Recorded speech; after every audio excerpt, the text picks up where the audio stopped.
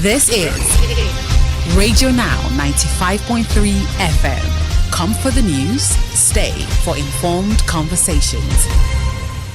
We turn to Morocco and Casabalanca, where the 2025 Women's Africa Cup of Nations WAFCON is at the semi-final stage.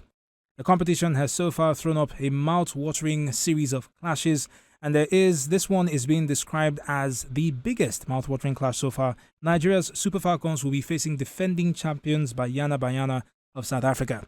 With a chance to win gold on the line, this match is being called the final before the final. Joining us on Radio Now this morning is our own Susan Omopeloye, who is covering the WAFCON live from Casablanca in Morocco. Susan, very good morning to you. Thank you for joining us on Now Breakfast. Yes, good morning, Stephen. Good morning, Lagos. Susan from the beautiful city of Casablanca. You know, I'm almost envious and I'm tempted to ask you about Casablanca itself, but I hope the weather is clement enough for our ladies to go out and train.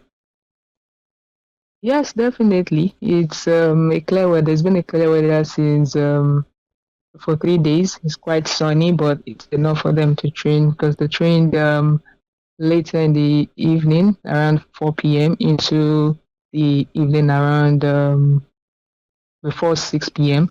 So it was still a good time for them to train, and the weather is very good. Susan, speak to us about reactions when the Super Falcons realized that they'd be facing Bayana. Yeah, so the closest reaction we've been able to get is from the players when we had an interaction with them at the training ground yesterday. After the game, the following day was the game South Africa, Senegal. So we've not had an interaction with the players since then. So yesterday was when we had the closest interaction with them, and they seem very fired up. They are hungry. They want to give Nigeria the best. After a lot of people didn't really trust them to go past Zambia because of the slow starts to the tournament, where they could only score 3 goals in the group stages, and then against Zambia, against all odds, that a lot of Nigerians were scared for the team and how they would go past Zambia. But eventually they were able to put in that 5-star performance, and themselves now know that eyes are on them. Nigerians are expecting a lot of them. In fact, Africans are expecting a lot from the 9-time champions. So they're also very fired up. So yesterday at the training, the mood in camp, the way they're training, the synergy within the team says a lot about how they are preparing. They are putting in everything to ensure that they don't disappoint African Nigerians as well against the Bayana of South Africa, because it's always going to be a very intense battle between both of them. The rivalry has been there for the last 3 years now, and the last 2 games of 5, South Africa has won. So the girls also know the importance of this game, and they know it's also one game that will lead them to the final. So the reaction from the girls is really, really good, and you can feel it from the way they are training, that they are giving in their best to ensure that they have a good game against South Africa. Susan, before we let this conversation go, we've seen a very different approach towards this particular side that is competing in WAFCON. Some of the expected starters didn't exactly start. We saw Asisa Tosaola coming at some point during the game against Zambia. Do you get the sense that the coach will hold her back as a secret weapon, or are we going to see Agbabola start a game against South Africa? So according to what the coach has said, that the way he makes his match day selection is based on what the opponent brings. So he studied the opponents before the game, and they studied their previous games, and that's what he uses in selection for the game. So maybe if he wants to go with the tactics of, Oshola knows this South African team well.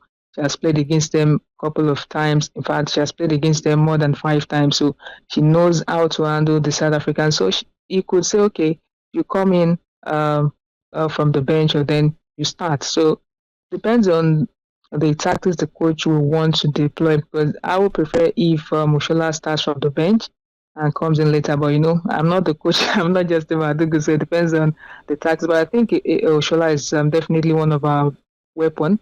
heading into the game. She's got the experience, as well as Francisca Ortega, who has also been with the team for more than 4 AFCONs as well. So both players have got a wealth of experience to push the team. But for Oshola, I think it's better she starts from the bench. She's a good game reader from the bench. She could come in and just spark that brilliant moment that we would want. But I think for me, I prefer to start from the bench. But according to the coach, he would have seen the game against Senegal and know how best Oshola will fit in. Well, it will definitely be interesting to see what happens when Nigeria face off against Bayana. Susan, thank you so much for joining us on the conversation this morning. Radio Now Susan Omopeloye is reporting live from Casablanca, Morocco, where Nigeria's Super Falcons are facing the defending champions Bayana of South Africa. The other semi-final clash will see Ghana face off against Morocco, all for a place at the finals of the 2025 AFCON. You're still listening to Radio Now 95.3 FM Lagos. We urge you to stay tuned.